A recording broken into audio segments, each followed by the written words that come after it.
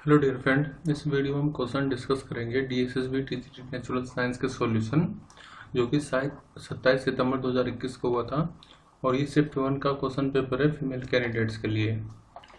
Question number 1 जो कि हर एक शिफ्ट में पूछा गया है, मोमेंटम ऑफ कंजर्वेशन प्रोपोज्ड है। A rifle having a mass of 8 kilogram fire a bullet of 300 metre per second if the rifle recoil with the velocity of 1.5 metre per second. तो हमें बता रहे हैं कि बुलेट का मास कितना होगा। ज़्यादातर क्वेश्चन में ये पूछा जाता है कि जो राइफल है वो किस स्पीड से रिकॉइल करेगी, लेकिन यहाँ पर रिकॉइलिंग स्पीड जो राइफल पीछे जाएगी जब बुलेट आगे जाएगी वो गिवन है। तो इसकी स्पीड जो पीछे जाने की है वो है 1.5 मीटर पर सेकेंड। हमें ये दे रखा है कि जो बुलेट है वो 300 मीटर पर सेकेंड से आगे जा रही है और जो राइफल है उसका मास है 8 kg। तो हमें बताना है कि जो बुलेट होगी उसका मास कितना होगा, मास ऑफ बुलेट फाइंड करना है। तो यहाँ पर हम अप्लाई करेंगे law of conservation of linear momentum, जो कि ये कहता है कि बिफोर फायरिंग जो इनिशियल मोमेंटम होगा वो बराबर होगा फाइनल मोमेंटम के आफ्टर फायरिंग। अब इनिशियली दोनों ही चीज़ें रेस्ट पर है तो इनिशियल मोमेंटम तो 0 हो जाएगा, फाइनल मोमेंटम हो जाएगा momentum of rifle plus momentum of bullet के इक्वल। इसको आप ऐसे भी लिख सकते हैं, momentum of bullet equal to minus momentum of rifle. Momentum का फॉर्मूला होता है मास इंटू में वेलोसिटी। तो मोमेंटम ऑफ बुलेट कितना हो जाएगा, मास ऑफ बुलेट इंटू में velocity of bullet equal to minus momentum of rifle will be equal to mass of rifle into में वेलोसिटी ऑफ राइफल। निकालना जो है उसको अलग रख लेते हैं, जैसे मास ऑफ बुलेट निकालना है, so it will be equal to minus mass of rifle into में वेलोसिटी ऑफ राइफल अपॉन में वेलोसिटी ऑफ बुलेट। अब सब वैल्यू पुट कर लेंगे। मास ऑफ राइफल 8 किलोग्राम है, वेलोसिटी ऑफ राइफल है 1.5, उसको डिवाइड कर दीजिए वेलोसिटी ऑफ राइफल 300 से। इसको हम लिख सकते हैं पॉइंट हटा करके 10, तो ये हो जाएगा 15 इंटू 2 30, तो ये आ जाएगा 20। इसी को मैं ऐसे भी लिख सकते हैं, M B will be equal to minus 8 upon में 2 इंटू 10 की पावर 2, या फिर यहाँ पर आएगा 4 इंटू 10 की पावर माइनस 2। ये किलोग्राम में आया है, इसको अगर हम ग्राम में लिखें तो हमें मल्टीप्लाई करनी पड़ेगी 4 इंटू 10, मतलब मल्टीप्लाई करनी होगी 10 की पावर 3 की, सो इट विल बिकम 40 और ग्राम में आ जाएगा माइनस साइन। हालांकि मोमेंटम जो मास होगा वो तो पॉजिटिव ही होगा, लेकिन ये बताता है कि वेलोसिटी ऑफ बुलेट और वेलोसिटी ऑफ राइफल दोनों अपोजिट डायरेक्शन में होंगी। मैग्नीट्यूड होगा 40 ग्राम। क्वेश्चन नंबर 2 है, which of the following represent the critical angle of the medium for the light going from medium to air. पहले मैं बता देता हूँ क्रिटिकल एंगल होता क्या है। एक प्रोसेस होता है, फिनोमिना होता है टोटल इंटरनल रिफ्लेक्शन, जिसको TIR कहते हैं। TIR की कंडीशन ये है कि जब भी लाइट रे किसी डेंसर मीडियम से रेयर मीडियम की तरफ जा रही हो, मैं रिपीट करता हूँ, मान लो ये है डेंसर मीडियम, लाइट रे हमेशा डेंसर से रेयर में जानी चाहिए, ये है रेयर मीडियम। तो अगर ऐसा इंसिडेंस एंगल है, मान लीजिए यहाँ पर क्या होगा, ये नॉर्मल डाल रहा हूँ मैं, ये होगा इंसिडेंस एंगल।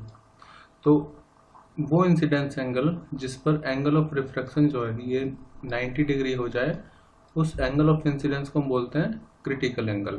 ठीक है, और ये लाइट रे मान लो अगर इसी TIR कब होगा, जब ये लाइट रे यहाँ से जाए और वापस इसी मीडियम में वापस आ जाए, तो वो तब होता है जब इंसिडेंस एंगल क्रिटिकल एंगल से ज़्यादा हो। तो दो कंडीशन होती है TIR की, एक तो लाइट रे डेंसर से रेयर मीडियम में जाना चाहिए, दूसरा इंसिडेंस एंगल ज़्यादा होना चाहिए क्रिटिकल एंगल से।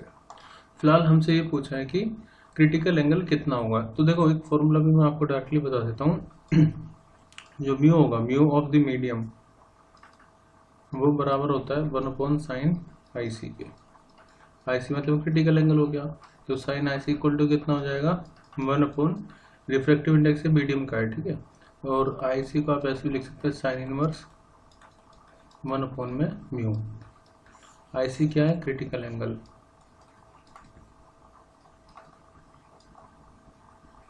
जो कि उन्होंने थीटा सी लिया हुआ है, तो फॉर्मूला क्या हो जाएगा, theta C equal to sine inverse 1/, में म्यू।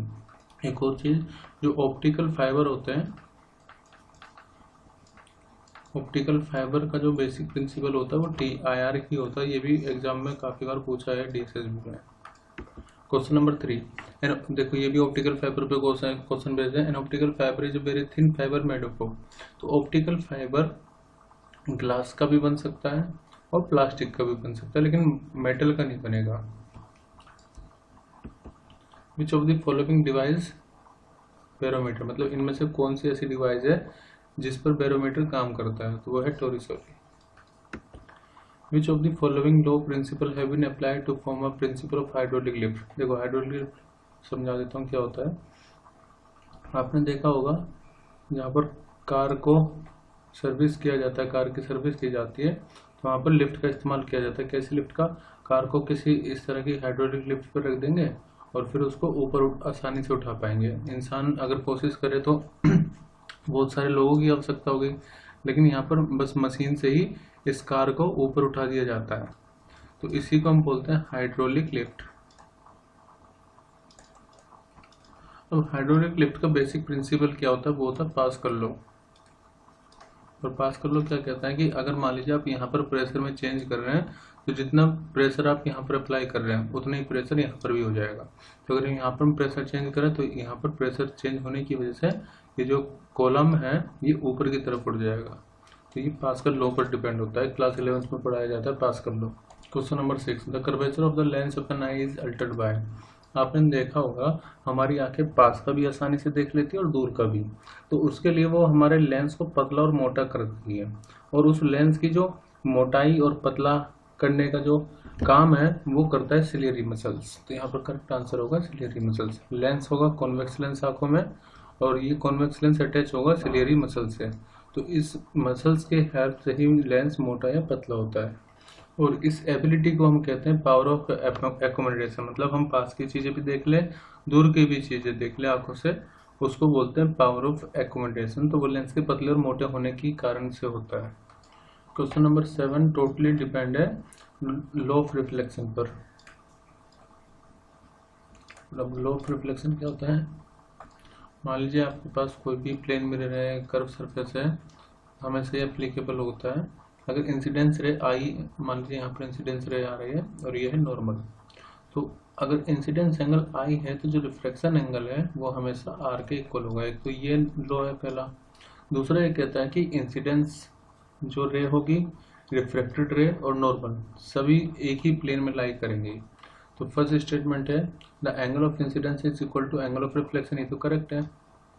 फिर the incident ray and the reflected ray are not coplanar, देखो ये गलत है क्योंकि वो सब एक ही प्लेन में लाई करती हैं। थर्ड स्टेटमेंट है the incident ray reflected and the normal to the reflecting surface at the point of incidence are coplanar. ये तो मैंने आपको बताया था अभी कि सभी एक ही पॉइंट पर लाई करती है। तो फर्स्ट और थर्ड स्टेटमेंट यहाँ पर सिर्फ सही है, इसलिए ऑप्शन सी करेक्ट होगा। इनमें से हमें बताना है कि कौन सी स्टेटमेंट इनकरेक्ट है। पहला, DC of same voltage AC is more dangerous because the DC of, देखो मैं समझा देता हूँ, इसमें डीसी करंट इस तरह से फ्लो करता है और अल्टरनेटिंग करंट इस तरह से। तो डीसी जो करंट होता है अगर वो किसी इंसान को लग जाए तो वो ज़्यादा खतरनाक होता है, क्योंकि एसी जो करंट होगा वो बार बार अल्टर होता है, कभी पॉजिटिव कभी नेगेटिव। तो जब एसी करंट लगेगा तो वो हो सकता है दूर भी चले जाए, लेकिन डीसी इंसान को पकड़ लेता है, छोड़ता भी नहीं है। तो डीसी इज मोर डेंजरस, ये स्टेटमेंट सही है। डीसी करंट की डायरेक्शन चेंज नहीं होती है। फिर B, device like electric motor that work on DC are stronger than those of AC. देखो स्ट्रोंगर दोनों ही, जिसमें आप करंट ज़्यादा भेजोगे वो ज़्यादा स्ट्रोंगर होगी, तो स्टेटमेंट इनकरेक्ट है। Major portion of AC that flows through the upper portion of wire, तो स्टेटमेंट सही है, जो ज़्यादातर एसी करंट होता है जो अपर पोर्शन होगा वायर का उसमें से फ्लो करेगा। D, AC is transmitted from electricity generation centre to house and industry through high voltage transformer at very high voltage. तो ये भी स्टेटमेंट सही है, जो एसी होता है, देखो हम ट्रांसमिशन के लिए डीसी का इस्तेमाल नहीं करते क्योंकि वहाँ पर पावर लॉस ज़्यादा होगा। एसी करंट को ट्रांसमिट किया जाता है यूजिंग ट्रांसफार्मर।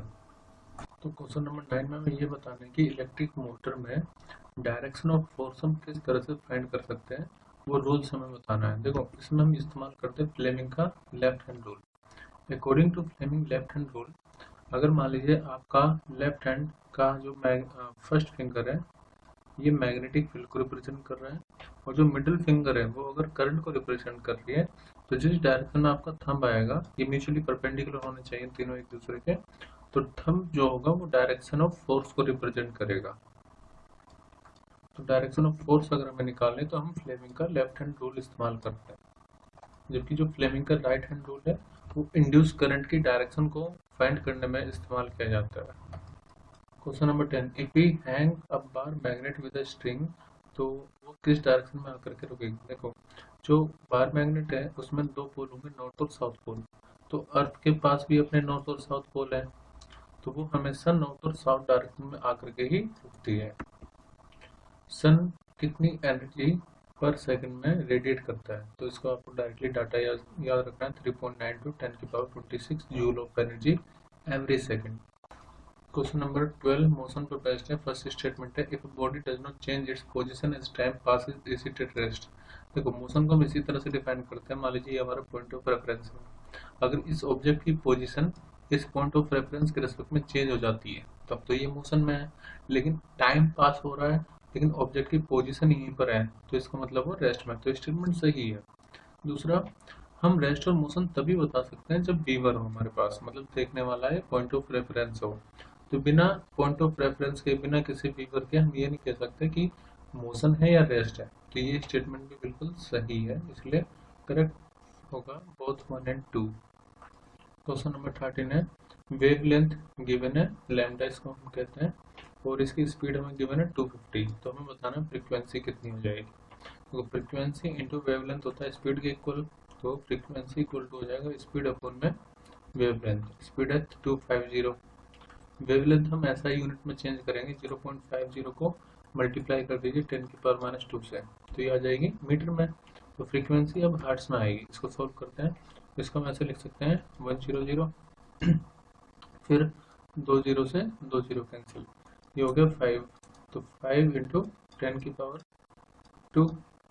देखो मैं इसको दोबारा करूँ, ये 250 और ये 0.50 इंटू 10⁻²।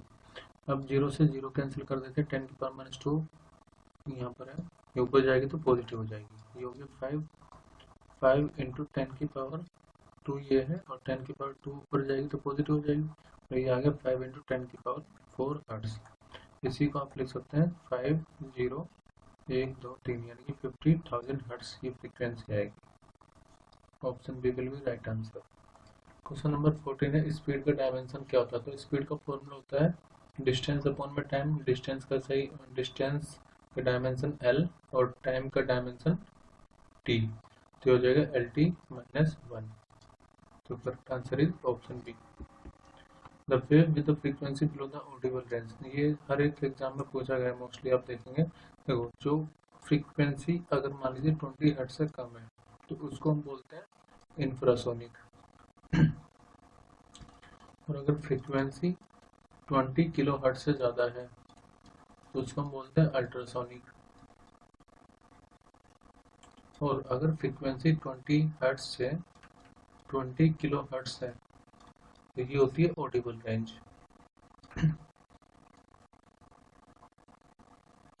तो यहाँ पर करेक्ट आंसर होगा, पूछा है कि बिलो द ऑडिबल रेंज, ये होगा इंफ्रासोनिक। देखो ऑडिबल रेंज का मतलब होगा जो ह्यूमन बीइंग है वो 20 हर्ट्ज से 20 किलो हर्ट्ज तक सुन पाएंगे, 20 हर्ट्ज से कम है तो इंफ्रासोनिक, 20 किलो हर्ट्ज से ज़्यादा है तो अल्ट्रासोनिक साउंड कहलाती है। क्वेश्चन नंबर 16 है, एक बल्ब के फिलामेंट से 1 घंटे के चौथे हिस्से के बराबर समय तक 1 एम्पियर की धारा प्रवाहित हो रही है, तो परिपथ में बहने वाले विद्युत आवेश का मतलब होता है चार्ज, और ये है करंट I, और 1 घंटे के चौथे हिस्से का मतलब ये हो गया जो टाइम है। देखो 1 घंटे में 1 घंटा हो गया मान लीजिए, उसको 1/4 हमारे पास इतने आवर टाइम गिवन है। इसको अगर मैं, क्योंकि हमें जो भी काम करना होता है वो SI यूनिट में कन्वर्ट करना होता है, तो यहाँ पर 1/4 आवर को पहले मिनट में अगर मैं चेंज करूँ तो ये हो जाएगा 60 मिनट, मतलब 60/4, इसको आप लिख सकते हैं 15 मिनट, लेकिन इसको हमें चेंज करना है सेकंड में, तो 15 को 60 से मल्टीप्लाई कर देंगे, ये आ जाएगा सेकंड, तो टाइम हमें पता चल गया। करंट की वैल्यू कितनी है, 1 एम्पियर है। अब जो करंट होता है वो बराबर होता है चार्ज अपॉन में टाइम। हमें तो निकालना चार्ज, आवेश आई इंटू टी हो जाएगा। ये आई कितना है 1 और टाइम है 15 इंटू 60, तो चार्ज हो जाएगा 15 इंटू 6 मतलब 90, ये हो जाएगा 900 और ऐसा यूनिट होती है कोलॉम। तो option C is right answer. Question number 17, ये इससे पहले वाले पेपर में भी क्वेश्चन था। कितना टाइम लगेगा अगर हम 4 किलोवाट हमारे पास पावर है और हम टेम्परेचर 1 लीटर पानी का 30 से 60 करना चाहते हैं। देखो पावर का फॉर्मूला होता है एनर्जी अपॉन में टाइम, और यहाँ पर चेंज इन टेम्परेचर कितना है, तो 60 में से 30 माइनस कर दो, 30 डिग्री सेल्सियस आ जाएगा। 30 यूनिट लिख लो, चाहे केल्विन में भी इतना होगा और सेल्सियस में भी इतना ही होगा।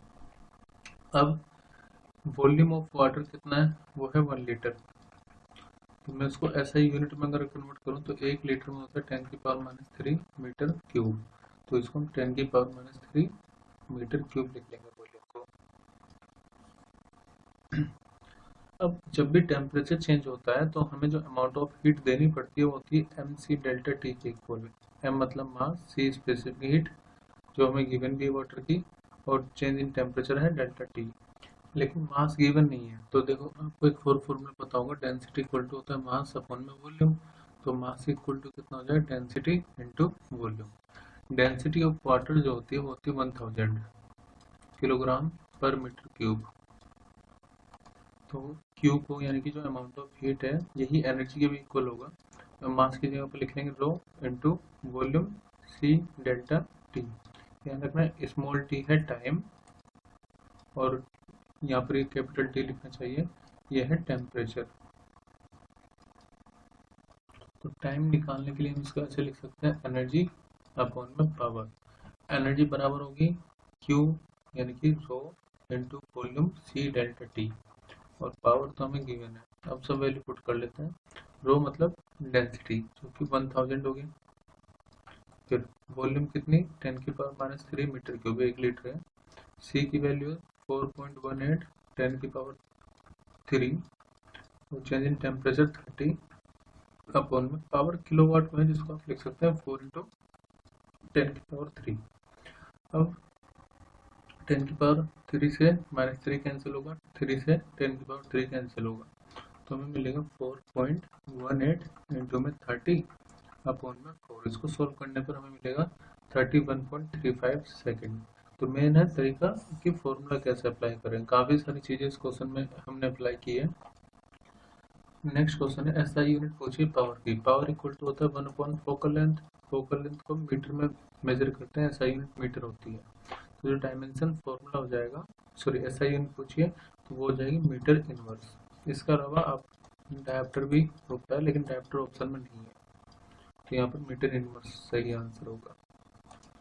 Question number 19, for object moving along a straight line without changing its direction. देखो अगर ऑब्जेक्ट सिर्फ सीधी रेखा में जा रहा है तो उसका जो डिस्टेंस होगा और जो डिस्प्लेसमेंट होगा दोनों इक्वल होंगे, क्योंकि डिस्टेंस क्या होता है, कुल दूरी कितनी तय की गई, डिस्प्लेसमेंट इनिशियल और फाइनल पॉइंट के बीच का सेपरेशन। तो क्योंकि स्ट्रेट लाइन में जा रहा है, डायरेक्शन चेंज नहीं हो रही है, तो डिस्टेंस और डिस्प्लेसमेंट दोनों इक्वल होंगे। अभी डिसिप्लिन 2 के क्वेश्चन है, for generating wind energy the wind speed should be higher than. देखो ये होगा 15 किलोमीटर पर आवर से अगर ज़्यादा होगा तभी हम एनर्जी जनरेट कर सकते हैं। मेल्टिंग पॉइंट पूछा आइस का कितना होगा, तो आपने देखा 0 डिग्री सेल्सियस। 0 डिग्री सेल्सियस का मतलब 273.15 kelvin. Question number 7, which of the following is true? The rate of diffusion of liquid is higher than that of solid. तो ये बिल्कुल सही है। Gases are highly compressible as compared to solid और liquid। देखो gas को हम बहुत ज़्यादा कंप्रेस इसलिए कर सकते हैं क्योंकि उसके मॉलिक्यूल बहुत ज़्यादा दूर दूर होते हैं, तो वो इजीली कंपेरेबल होती है, इजीली हम उसको कंप्रेस कर सकते हैं। तो दोनों ही स्टेटमेंट यहाँ पर करेक्ट है। क्वेश्चन नंबर 11 है थॉमसन मॉडल। देखो मैं केमिस्ट्री के वो क्वेश्चन भी करवा रहा हूँ जो कि फिजिक्स में कॉमन है। तो थॉमसन मॉडल हम फिजिक्स में पढ़ते हैं। An atom consist of positively charge sphere and electron are embedded in it. देखो ये बिल्कुल सही है। थॉमसन मॉडल के अकॉर्डिंग जो एटम है उस पर पॉजिटिव चार्ज होते हैं और जो इलेक्ट्रॉन होंगे उसके चारों तरफ रिवॉल्व करेंगे। Second is the negative and positive charge are not always equal in magnitude, so the atom as a whole is not always electrically neutral. ये स्टेटमेंट इनकरेक्ट है, क्योंकि जो एटम होगा उसमें हमेशा पॉजिटिव और नेगेटिव चार्ज इक्वल होंगे, तो एज अ होल वो इलेक्ट्रिकली न्यूट्रल रहता है। तो इसलिए स्टेटमेंट 1 यहाँ पर करेक्ट है according to Thomson model. Question number 15 है the plasma state of matter consist of. देखो प्लाज्मा में जो आयनाइज गैस होती है वो होती है और वो हाईली एनर्जेटिक और एक्साइटेड होती है। तो इसमें करेक्ट आंसर होगा ऑप्शन सी, प्लाज्मा के बारे में पूछा गया है। The commonly use unit of power, horse power. देखो ये काफी क्वेश्चन मैंने यूज भी करी है। 1 हॉर्स पावर इक्वल टू होता है 746 वाट। Which of the following organ if get damage will cause visual impairment? इनमें से ऐसी कौन सी चीज है कि अगर वो डैमेज हो जाए तो हम नहीं देख पाएंगे? तो प्यूपिल, रेटिनल, ऑप्टिक नर्व ये सब आईज के अंदर ही होती है। तो अगर इनमें से एक भी पार्ट आगे आई का खराब हो जाए तो हमें विजुअल इम्पेयरमेंट हो जाएगी। क्वेश्चन नंबर 7, देखो आपने म्योपिया और हाइपरमेट्रोपिया यानी कि शॉर्ट साइडनेस और लॉन्ग साइडनेस पढ़ा होगा। उसके अलावा एक ब्रेस बायोपिया भी टॉपिक में रहता है। ब्रेस बायोपिया तब होता है जब उम्र ज़्यादा हो जाती है। तो ये होता है जो हमारी सिलेरी मसल्स होती हैं वो पास का और दूर का देखने के लिए सक्षम नहीं हो पाती, लेंस को मोटा और पतला नहीं कर पाती। तो एक तो रीज़न होता है इसका कि जो सिलेरी मसल्स होती हैं जो लेंस को कंट्रोल करती हैं वो कमज़ोर पड़ जाती है।